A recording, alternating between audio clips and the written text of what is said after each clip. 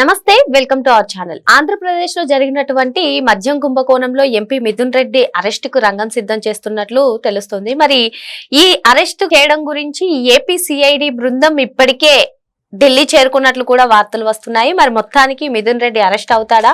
ప్రస్తుతం ఇదే hot topic గా ఉంది. మరి దీన్ని పూర్తిగా విశ్లేషించడానికి మనతో పాటుగా ఉన్నారు social activist Sreeleela madam. Madam నమస్తే. మేడం, ఈ మద్యం కుంభకోణంలో మిథున్ రెడ్డి హైకోర్టుని వెళ్లి ముందస్తు బెయిల్ కి సంప్రదించగా హైకోర్టు తిరస్కరించింది కూడా మనకి తెలిసిందే. మళ్ళీ సుప్రీంకోర్టు కూడా ఆయన అప్రోచ్ అయ్యారు. మరి ఈ మధ్యలో ఏపీ సిఐడి బృందం ఢిల్లీకి వెళ్తున్నారు, మిథున్ రెడ్డి అరెస్ట్ చేస్తారు అని చెప్పి పలు వార్తలు అయితే వస్తున్నాయి. మరి దీనిపైన మీ అభిప్రాయం ఏంటి? మిథున్ రెడ్డి ఆయన ఏం చెప్పాడంటే, అసలు నేను సెంట్రల్ మినిస్టర్ని, అసలు ఏపీ ఇక్కడ స్టేట్ గవర్నమెంట్ కి సంబంధించిన మద్యం కుంభకోణానికి నాకు సంబంధం ఏంటి అని. మరి నీకు సంబంధం లేనప్పుడు ముందస్తు బెయిల్కి ఎందుకు వెళ్ళావు? ఏదైనా విచారించండి, ఏదైనా ఉంటే నిగ్గు తేల్చండి అని చెప్పేసి మీరు ఎదురు క్వశ్చన్ వేయాలి. మీకు ఏ సంబంధము లేదు, మీరు దానికి ఎటువంటి కుట్రలకి పాల్పడలేదు, ఎటువంటి కుంభకోణాలు చేయలేదు అన్నప్పుడు మీరు ఎదురు తిరిగి ఏదైతే కూటమి ప్రభుత్వం ఉందానో ప్రశ్నించండి. అది మానేసి మీరు ముందస్తు బెయిల్కి వెళ్ళారు, కోర్టు కొట్టేసింది. ఏపీ సిఐడి పోలీసులు ఉన్నారో వాళ్ళు ఢిల్లీకి వెళ్ళారు అరెస్ట్ చేయబోతున్నారు అని. అసలు మిథున్ రెడ్డి అనే పేరు ఎందుకు బయటకు వచ్చింది, ఎలా బయటకు వచ్చిందంటే, మిథున్ రెడ్డి మెడకి మద్యం కుంభకోణాన్ని చుట్టింది విడుదల రజని. ఆవిడే ఫస్ట్ స్టార్ట్ చేసింది. అసలు ఆవిడ తీసుకున్న లంచానికి సాక్షి అయిన ఒక పోలీస్ ఆఫీసరు ఎవరైతే పల్లె జాషువా అనే వ్యక్తి ఉన్నారో ఆయన 2,20,00,000 రూపాయలు తీసుకున్న మాట వాస్తవమే. మేము స్టోన్ క్రషర్ కి సంబంధించిన వాళ్ళని లక్ష్మీ బాలాజీ అని మేము వాళ్ళని బెదిరించాము, వాళ్ళని బెదిరించి డబ్బులు అయితే తీసుకున్నామని చెప్పి ఆయన ఒప్పుకున్నాడు. మరి ఈవిడ మీడియా ముఖంగా వచ్చేసి అసలు లావు కృష్ణదేవరాయ అనే వ్యక్తిని డైవర్షన్ పాలిటిక్స్ కి తెరలేపింది ఆవిడ ఫస్ట్, విడుదల రజని. మరి ఈ రోజున ఆవిడ పరిస్థితి ఏంటంటే ఆవిడకి కూడా రంగం సిద్ధం అవుతుంది అరెస్ట్ కని వార్తలు వస్తున్నాయి. మరి ఆవిడ చేసింది ఈ రోజు ఇదంతా కూడా అంటే ఒక ఏదో మనం ఎతకపోయిన తీగ కాలుకి తగిలింది అన్నట్లుగా వీళ్ళకి పని లేకుండా నిజంగా ఆవిడే బయట పెట్టేసింది అన్ని.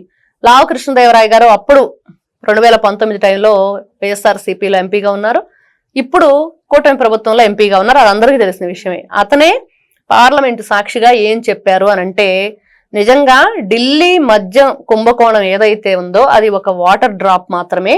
ఏపీ ఆంధ్రప్రదేశ్ లో జరిగిన మద్యం కుంభకోణం మహాసముద్రం అంతా, అదొక ఓషనేనంట, అంత పెద్దది ఉందంట మరి ఈ కుంభకోణం. మరి అట్లాంటి కుంభకోణాన్ని వీళ్ళు ఏ కోణంలో పరిశీలించాలో కూడా అర్థం కానట్లుంది నిజంగా.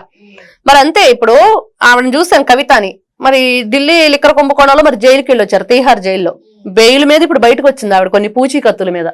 మరి అదే విషయం ఈ రోజున వీళ్ళందరినీ కూడా మరి ఎట్లాంటి చర్యలు తీసుకోబోతున్నారు, ఏ విధంగా వీళ్ళు డబ్బుని అసలు ఇతర రాష్ట్రాలకి దేశాలకి తరలించేశారంట. అసలు అది ఏ రూపంలో ఇప్పుడు ఉంది, ఎవరి బ్యాంకుల్లో ఉన్నాయి, ఏ విధంగా ఉంది అంటే బ్లాక్ మనీగా వీళ్ళు పక్కన పెట్టారా, లేకపోతే బ్యాంకుల్లో మరి స్టోర్ చేశారా, ఏ విధంగా ఈ డబ్బంతా ఎక్కడికి తరలించారు, అసలు 2019 నుంచి 24 వరకు ఆంధ్ర రాష్ట్రానికి వీళ్ళు వరగబెట్టింది ఏంటి, ఒక మంచి చేశారా? అసలు ఎయిర్పోర్ట్లోంచి ఎయిర్పోర్ట్లే పెట్టడానికి వచ్చిన కంపెనీలన్నీ కూడా వెనక్కి వెళ్ళిపోయినాయి. మొన్న మన ఆంధ్రప్రదేశ్ రాష్ట్ర ముఖ్యమంత్రి గౌరవనీయులు నారా చంద్రబాబు నాయుడు గారు సాక్షిగా వాళ్ళందరూ కూడా దావోస్ వెళ్ళినప్పుడు పర్యటనకి, మా రాష్ట్రానికి రండి మీరు పెట్టుబడులు పెట్టండి అన్నప్పుడు వాళ్ళు ఫస్ట్ అడిగిన క్వశ్చన్ ఏంటంటే, మళ్ళీ 2029 తర్వాత జగన్మోహన్ రెడ్డి ముఖ్యమంత్రిగా రాకుండా ఉంటే మేము వస్తాము అని. మరి ఏ విధంగా వీళ్ళు రాష్ట్రాన్ని సర్వనాశనం చేశారు, వచ్చిన కంపెనీలను ఏ విధంగా భయపెట్టారు, ఎయిర్పోర్ట్ లోనే వీళ్ళు వాళ్ళ మీద అటాక్ చేసేసి మేము ఎవరికి చెప్తే వాళ్ళకి చెయ్యాలి, మేము ఎక్కడ పెట్టమంటే మీరు అక్కడ పెట్టాలి అని చెప్పేసి బెదిరింపులకు పాల్పడ్డారు. ఈ రోజును చూస్తే మీరు అన్నట్లుగా మిథున్ రెడ్డి మద్యం కుంభకోణం విషయంలో అతనికి హైకోర్టు బెయిల్ తిరస్కరించింది, సుప్రీంకోర్టుకు వెళ్తానన్నాడు. కానీ ఈ లోపుగానే ఏదైతే ఏపీ సిఐడి పోలీసులు అక్కడ చేరుకున్నారు. మరి ఇతను ఏం చేశాడు, అసలు వీళ్ళ నాన్న ఇద్దరు కలిసి ఏం చేశారంటే, వీళ్ళ నాన్న ఏమో భూములు దోచుకున్నాడు, ఇతనేమో మద్యం కుంభకోణం. కసిరెడ్డి రాజశేఖర్ రెడ్డి, విక్రాంత్ రెడ్డి, వైవి సుబ్బారెడ్డి కొడుకు విక్రాంత్ రెడ్డి, వీళ్ళందరూ కూడా ఉన్నారని మొన్న విజయసాయి రెడ్డి రీసెంట్ గా కొన్ని కొత్త పేర్లు తీసుకొచ్చాడు.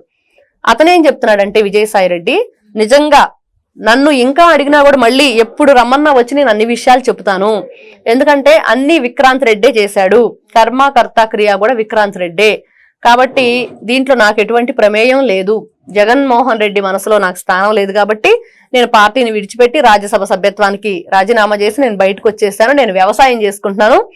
అతను చేసిన వ్యవసాయం ఉత్తరాంధ్రలో ఒక వ్యవసాయం చేశాడు పార్టీ అధికారంలో ఉన్నప్పుడు. ఆ వ్యవసాయంలో ఏదైతే షేరింగ్లు ఎక్కువైపోయి నేను సొంతంగా చేసుకుంటాను వ్యవసాయం అని వెళ్ళాడు. దాని గురించి కూడా అందరికీ తెలిసిన విషయం. ఈ రోజు ఆంధ్ర రాష్ట్ర ప్రజలందరూ ఏమడుగుతున్నారంటే విజయసాయి రెడ్డి ఏం వ్యవసాయం చేస్తున్నాడు ఇప్పుడు అని అంటే, మరి కొన్ని వేల టన్నులు కాకినాడ పోర్టులో, వైజాగ్ పోర్టులో పట్టుకున్న వ్యవసాయమేనా అనేది ఈ రోజున క్వశ్చన్ అందరికీ. ఎట్లాంటి వ్యవసాయం చేస్తున్నాడు అని. మరి ఈ రోజున మిథున్ రెడ్డిని చూసుకుంటే నిజంగా అరెస్టుకు రంగం సిద్ధం. ఒకవైపు రోజా, ఒకవైపు విడుదల రజని. మరి అంబటి రాంబాబు గారు కూడా మీడియా ముందుకు వచ్చేసి నన్ను కూడా అరెస్ట్ చేస్తారు నాకు తెలిసిపోతుంది, మొన్న ఆకురౌడీని వెనకేసుకొని ఒక నల్ల కోట్ వేసేసుకొని ఏదో కంప్లైంట్ ఇద్దామని చెప్పేసి ఇతను లాయర్ హోదాలో వెళ్ళాడు. మరి నీ వెనకాల ఉన్న ఆకురౌడి అతను అందరికి తెలిసిన విషయం. మరి అట్లాంటి వ్యక్తులు నువ్వు వెనకాల వేసుకొని తిరుగుతూ మరి ఈ రోజున నల్ల కోటికే అవమానంగా ఉంది అనేది ప్రతి ఒక్కరూ మాట్లాడుకుంటున్నారు. నిజంగా వీళ్ళు లా చదివారా, చదివితే వీళ్ళు మరి దానికి సంబంధించిన విషయాలని కూలంకషంగా తెలుసుంటే మరి ఏ విధంగా ప్రవర్తించాలి ప్రజాప్రతినిధులుగా. మరి ఇతనికి డయాఫ్రమ్ వాల్ గురించే నాకు తెలియదు అన్న వ్యక్తి నీటిపారుదల శాఖ మంత్రిగా ఉన్నాడు ఒకప్పుడు అంబటి రాంబాబు గారు. మరి మొన్న చూస్తే P4.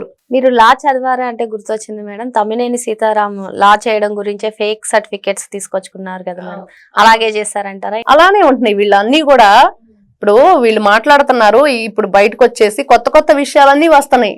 వీళ్ళు రాష్ట్రంలో మద్యం కుంభకోణం, లేకపోతే రైసు కుంభకోణం, ఇంకోటి చూస్తే ఇసుక, మట్టి, మైనింగ్, ఎన్ని చూసుకున్నా ఎటువైపు చూసుకున్నా కూడా రాష్ట్రాన్ని అన్ని విధాలుగా కూడా రోడ్లు కూడా మట్టి అంతా తవ్వేసుకుని అమ్ముకున్న గనులు వీళ్ళు. అమరావతి రోడ్లు మరి గుంటలు పడిపోయిన వైను.